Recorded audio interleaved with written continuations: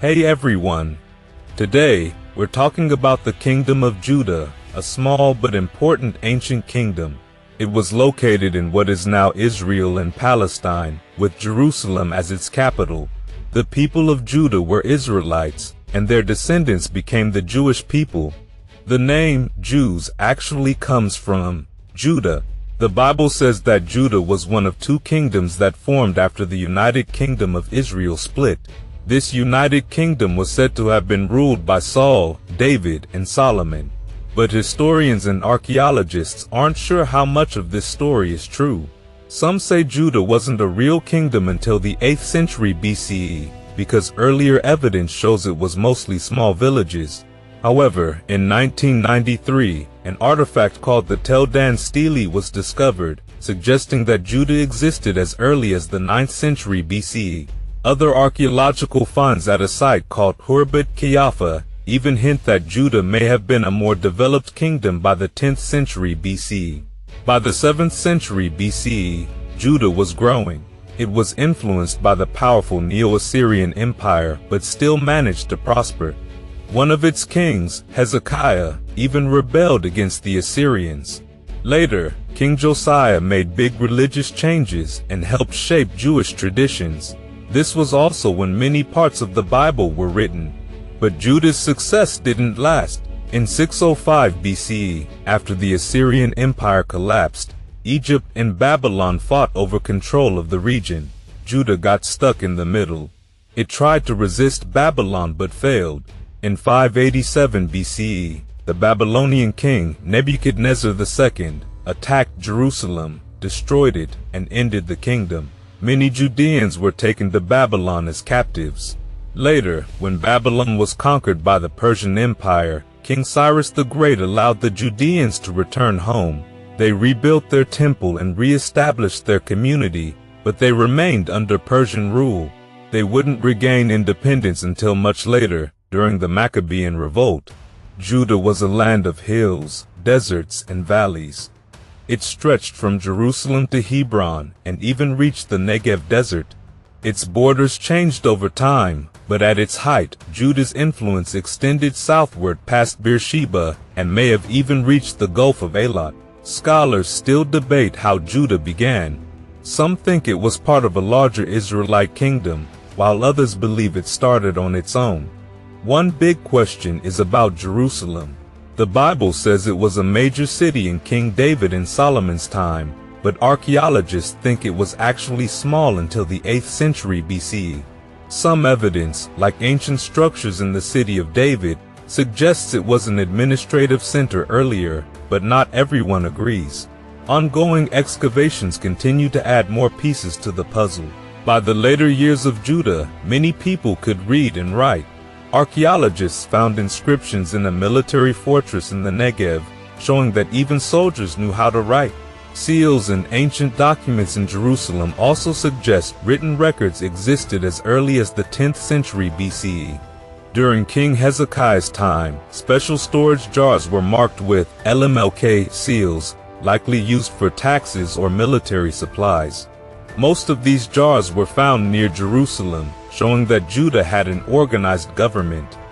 One surprising discovery is that people in Jerusalem might have enjoyed vanilla-flavored wine as early as the 7th or 6th century BCE, showing they were part of a long-distance trade network. And after many years of wars and shifting powers, the kingdom of Judah found itself in great danger. Armies clashed, rulers changed, and the people faced uncertainty. Finally, in 586 BCE, Jerusalem fell to the powerful Babylonians, and its magnificent temple, the center of Jewish life and worship, was completely destroyed. This was a heartbreaking loss for the people of Judah. Without their sacred place of worship and their homes in ruins, many of them were taken as captives and forced to move to the distant land of Babylon. The Babylonians had a policy of scattering the people they conquered, making it harder for them to unite and rebel.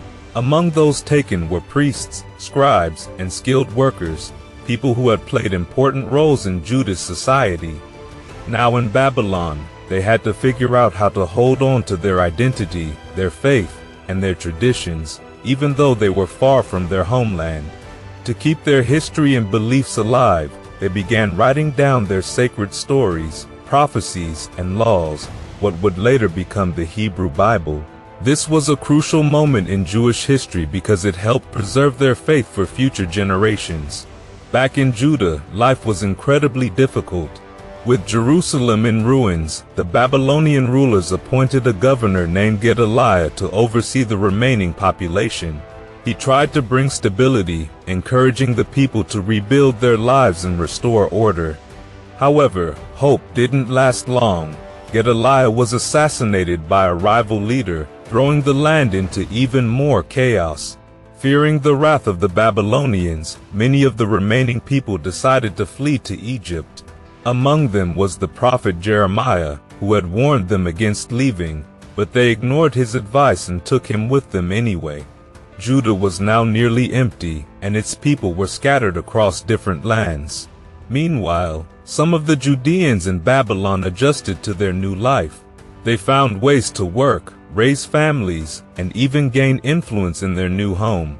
But deep inside, many of them still longed to return to their land. Their prayers and hopes for return became central to their faith. Then, in 539 BCE, something remarkable happened, a major shift in power. The Persian king Cyrus the Great conquered Babylon, and his policies were very different from those of the Babylonians. Instead of keeping conquered people in exile, he allowed them to return to their homelands and rebuild their cities. To the Judeans, this seemed like a miracle and a sign that their prayers had been answered. Under the leadership of Zerubbabel and other Jewish figures, many exiled Judeans made the journey back to Jerusalem. When they arrived, they saw their beloved city in ruins, but they were determined to rebuild. One of their top priorities was restoring the temple, even though they didn't have the resources to make it as grand as the original. Still, the new temple represented a fresh start, a renewal of their faith and national identity. Life under Persian rule wasn't perfect. There were financial struggles, conflicts with neighboring groups, and internal disagreements. But over time, the people of Judah grew stronger in their traditions and beliefs, laying the foundation for what would become Judaism as we know it today. For about 200 years, Judah remained under Persian control. The people continued to live their lives, practicing their faith, and developing their society. Then, in the 4th century BCE, everything changed once again. A powerful new conqueror arrived, Alexander the Great. His massive empire spread Greek culture and ideas across the lands he conquered, including Judah.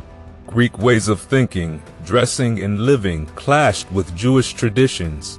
Some Judeans embraced these new customs, seeing them as a way to modernize, while others fiercely resisted, determined to protect their way of life. As time passed, Greek influence grew stronger and tensions within Judah increased. Eventually, in the 2nd century BCE, these tensions exploded into a full-scale rebellion, the Maccabean Revolt. A group of Jewish fighters, led by the Hasmonean family, stood up against Greek rule. Against all odds, they won, reclaiming Jerusalem and rededicating the temple. For the first time in centuries, the Jewish people had their own independent kingdom, a rare and precious moment of freedom in their long history. This victory became a defining event, celebrated each year during Hanukkah.